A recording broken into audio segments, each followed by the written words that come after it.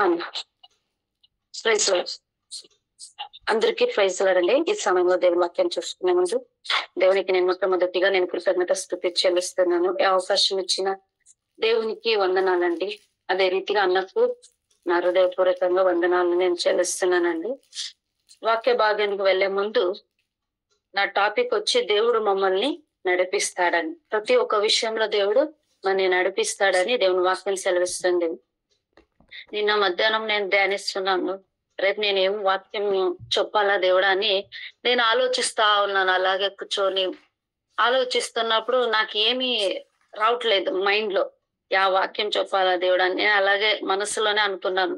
దేవుడా నీ చిత్తం ఏముందో దాన్ని వాళ్ళు మాట్లాడండి అని నేను ప్రార్థిస్తా ఉన్నాను. మనసులోనే అనుకుంటున్నాను.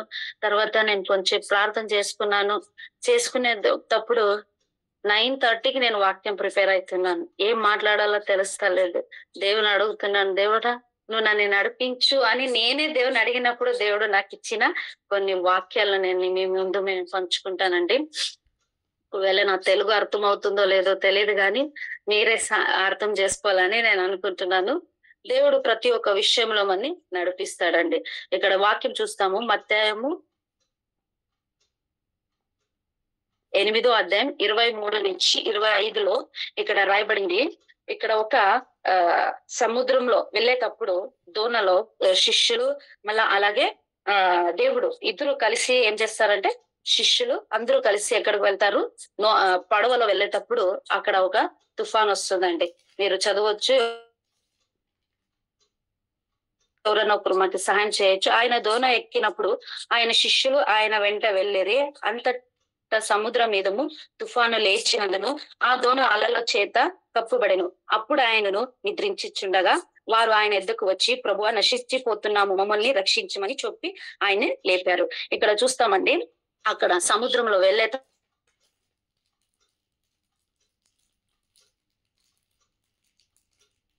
వస్తుంది, అలలు వస్తుంది, సముద్రం అల్లకల్లోలం అవుతుంది. కానీ అక్కడ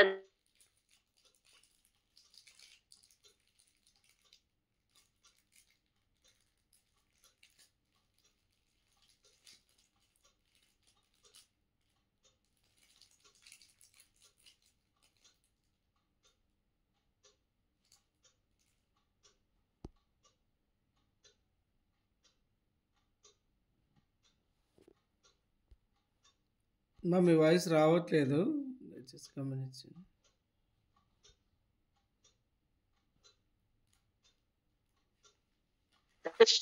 ఇప్పుడేనా? ఇప్పుడు ఇలాగ అవుతుంది. అప్పుడు అన్నప్పుడు దేవుడు అక్కడ లేచి ఏం చేస్తాడంట, ఆ సముద్రంలో వచ్చే అలలని నీళ్లు పుట్టిస్తాడు. అలాగే వాళ్ళ శిష్యులు ఏం చేస్తారంటే అక్కడ దేవుడు ఉన్నా కూడా దేవుడు నన్ను నడిపిస్తాడని ఒక నమ్మకము శిష్యులో లేకపోయింది. కానీ దేవుడు మా జొత్తలో ఉన్నాడని మనం నమ్మాల. ప్రతి ఒక్క విషయంలో దేవుడు మా తోడు నీడగా ఉన్నాడని మనం నమ్మాల. ఎందుకంటే దేవుడు అన్నాడు కదా, దేవుని వాక్యం నేను ప్రతిసారిగా మీ తోడు నీడుగా ఉండి నేను నడిపిస్తాను. ఒకవేళ ప్రవాహము లాంటిది ఏమైనా మా కుటుంబంలో సమస్యలు వచ్చినా మనము భయపడకూడదు. ఇక్కడ శిష్యులు భయపడరి, దేవుడు పక్కలోనే ఉన్నా వాళ్ళు భయపడరి. కానీ దేవుడు మా హృదయంలో ఉన్నా కూడా మనం ఏం చేయాలో భయపడకూడదు. దేవుడు మాకి తోడు నీడగా ఉండి ప్రతి ఒక్క విషయంలో దేవుడు మనం ఏం చేస్తాడంటే నడిపిస్తాడని ఒక నమ్మకంలో మనము జీవించాలి. మనము మా జీవితంని నడిపించాలండి. నిజంగా ఇక్కడ నోహా జీవితంలో కూడా చూస్తాం. దేవుడు అంటాడు, నోహా నువ్వు నావను కట్టు, ఉన్న జనాలకంత నేను చొప్పు, వర్షం వస్తుంది, ఆ నావలో మీరు అందరూ వెళ్ళండి అన్నప్పుడు పోయి నోహా అందరికి చెప్పినప్పుడు జనాలు నమ్మలేదు. ఏం చేస్తారు, వాళ్ళు నవ్వుతారండి. అలా ఉన్నప్పుడు నోహా ఒకటే దేవుని మీద నమ్మకం పెట్టి ఆ నావలో వెళ్ళినప్పుడు నోహా కుటుంబం ఒకటే దేవుడు అక్కడ నడిపిస్తాడండి. అలాగే ప్రతి ఒక్క విషయంలో దేవుడు మాటకి మనం ఏం చేయాలా, మనం దేవుడు మాటని మనము వినాలండి. ప్రతి ఒక్క విషయంలో దేవుడు మాకు చెప్తాడు, ఇలాంటి పని చేయన్నప్పుడు మనం చేయాల, చేయొద్దు అన్నప్పుడు అక్కడ పోకూడదు. దేవుడు ఎందుకంటే ప్రతి ఒక్క విషయంలో మనని నడిపిస్తాడండి. అది మాలో విశ్వాసించాలండి. అలాగే రెండో వాక్యం మనం చూద్దామండి. దేవుడు మనకి పచ్చిగల తోటలో మనం ఏం చేస్తాడంటే పరుండము చేసి మన అక్కడ శాంతికరమైన బుగ్గలో మన నడిపిస్తాడని దేవుడు వాక్యం సెలవిస్తుంది. 2వ వచనము చదువుదామండి. పచ్చిగల చోట్లో ఆయన నన్ను పరుండ చేయుచున్నాడు, శాంతికరమైన జలము యొద్దకు నన్ను నడిపించుచున్నాడు. అవునండి, ప్రతి ఒక్క విషయంలో దేవుడు మన ఏం చేస్తాడంట, నడిపిస్తాడంట. దేవుడు దావీదు ఇక్కడ నమ్మాడు దేవుని విషయంలో. ప్రతి ఒక్క విషయం దావీదు జీవితంలో చాలా కొన్ని విషయాలు జరిగింది అడవిలో, కానీ దేవుడి మీద దావీదు నమ్మకం పెట్టి ప్రతి ఒక్క విషయంలో శాంతికరమైన జలం వద్దలో నన్ను నడిపిస్తాడని ఒక నమ్మకం ఎవరిలో ఉన్నాయి, దావీదులో ఉన్నాయి. అలాంటి నమ్మకము మాలో కూడా ఉండాలి. ప్రతి ఒక్క విషయం దేవుడు మన్ని నడిపిస్తాడు, దేవుడు మన్ని నడిపించి కాపాడతాడని ఒక నమ్మకము మాలో కలిగి ఉండాలండి. వస్తుంది ఒకసారి అన్ని విషయం అక్కడ 3 ప్రాణులు చూస్తాం, అక్కడ వస్తుంది. వచ్చినప్పుడు కూడా దావీదు భయపడలేదు, ఎందుకంటే దేవుడు నన్ను నడిపిస్తాడు, కాపాడుతాను ఒక నమ్మకము దావీదులో ఉండి ఇంకా కీర్తన రాస్తాడండి. పచ్చిగల చోటలో ఆయన నన్ను పరుండ చేసి శాంతికరమైన జలం యొద్దకు నన్ను నడిపిస్తాడని ఒక నమ్మకముతో ఈ కీర్తన రాస్తాడండి. అలాంటి నమ్మకం మాలో కూడా ఉండాల. దేవుడు ప్రతి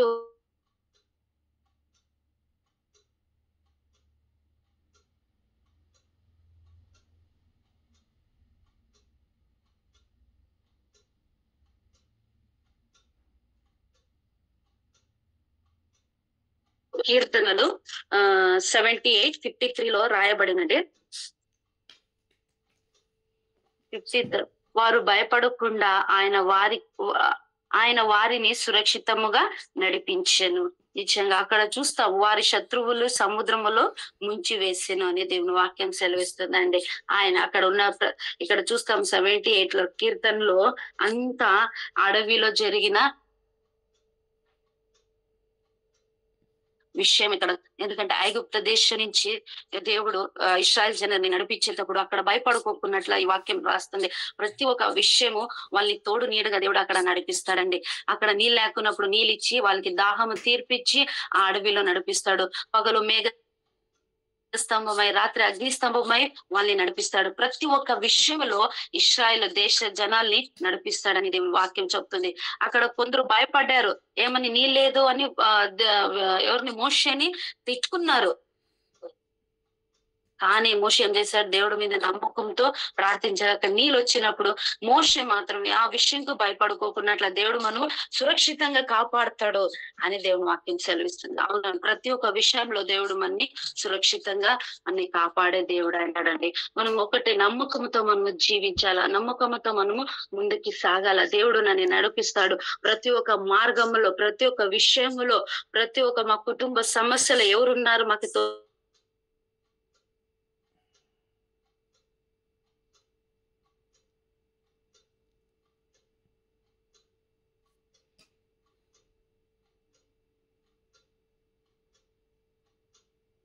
నడిపిస్తాడు ప్రతి ఒక్క విషయంలో.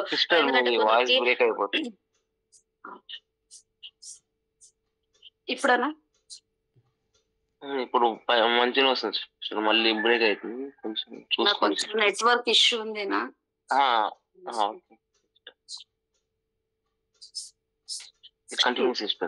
ఓకే.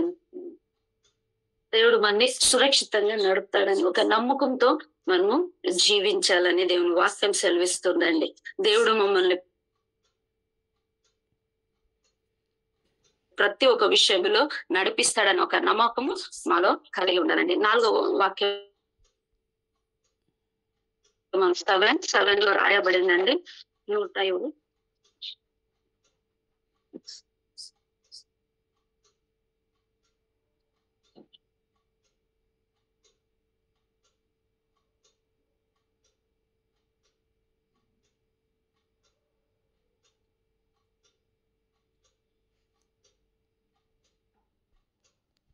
కొంచెం చదువుతానన్నా. రెఫరెన్స్ చెప్పండి అమ్మా. Psalms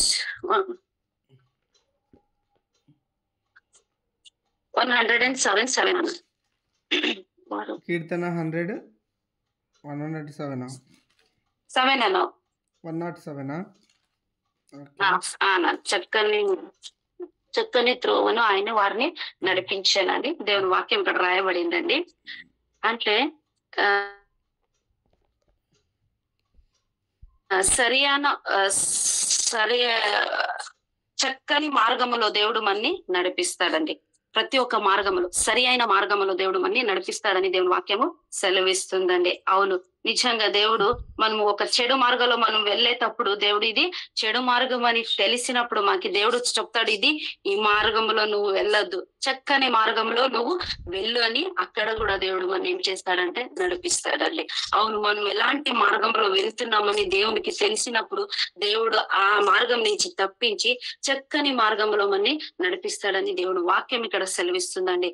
అవును, మనం కష్టకాలంలో నడుస్తున్నామా, దుఃఖంలో ఉన్నామా, బాధలో ఉన్నామా, ఏమి విషయంలో మనల్ని దేవుడు మనని నడిపిస్తాడని ఒక నమ్మకము మాలో ఉండాల. సరి అయిన మార్గం అంటే చక్కని మార్గంలో దేవుడు మనల్ని నడిపిస్తాడండి. దేవుణ్ణి మనం అడగాల, దేవుడా ఇలాంటి సమయంలో నేను ఇక్కడికి వెళ్తున్నాను, వెళ్ళలా వద్దా, ఈ మార్గంలో నేను వెళ్ళలా వద్దా అని దేవుని మనం ఏం చేయాలంటే అడగాలి. అడిగినప్పుడు దేవుడు అక్కడ మనం నడిపిస్తాడంటే ఎలాంటి మార్గంలో మనం వెళ్ళాలా, ఎలాంటి మార్గంలో మనం వెళ్ళకూడదు దేవునికి అంతా తెలుసా అండి. మనం ఫస్ట్ మనం బయటికి వెళ్ళేటప్పుడు గాని, మనం ఇంట్లో ఉన్నప్పుడు గాని ఇలాంటి మార్గంలో వెళ్ళాలా వద్దా అని దేవుణ్ణి మనం కొంచెం పోయే ముందర ఒక 2 minutes లో దేవుణ్ణి మనం అడిగి వెళ్ళాలండి.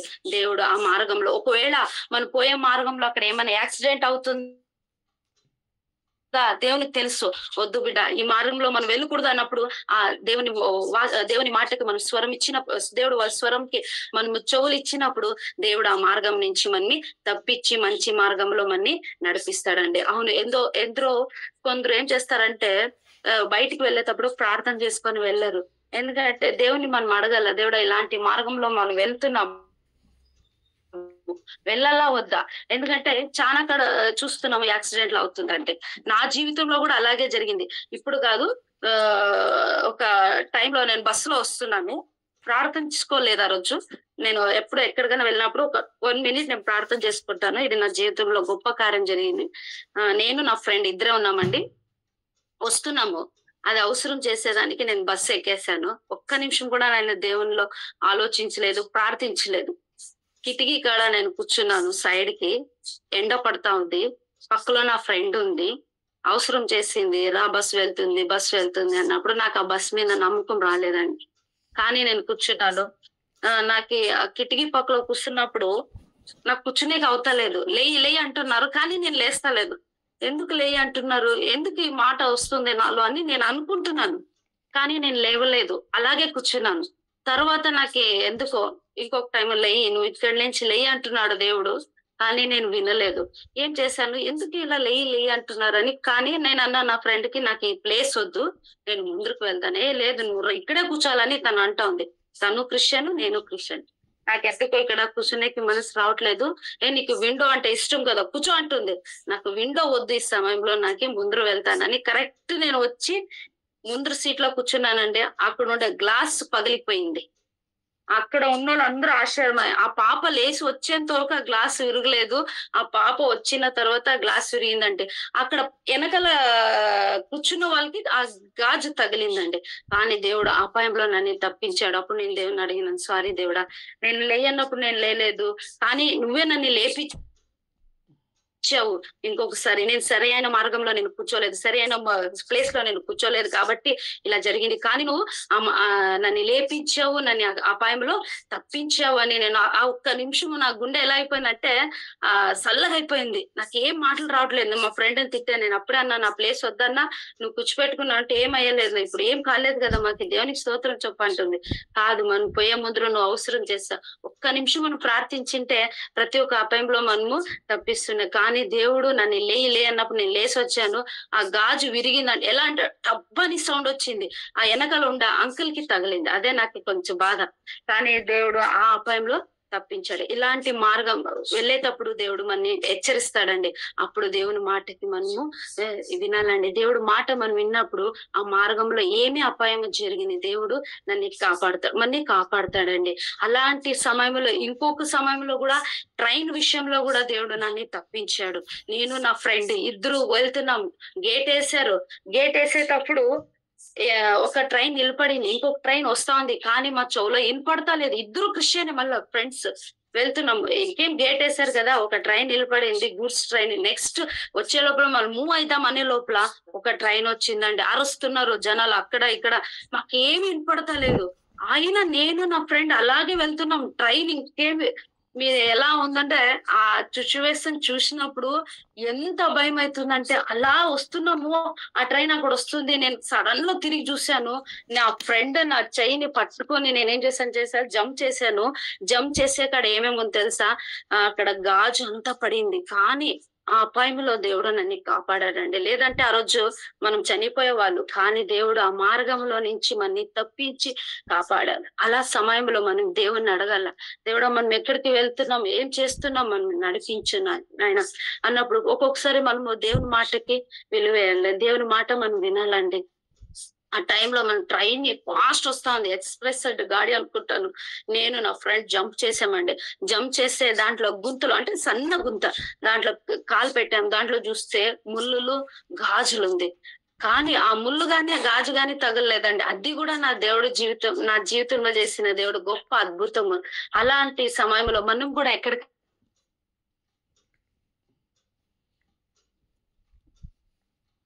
ఆయన మార్గంలో మనం నడిచాలండి. అలాంటి సమయంలో దేవుడు మనని తప్పించి కాపాడుతారు. కొందరు దేవుడు చెప్పిన మాటకి వినరు. ఏం చేస్తారు? అక్కడే జిద్దుగా ఉంటారు.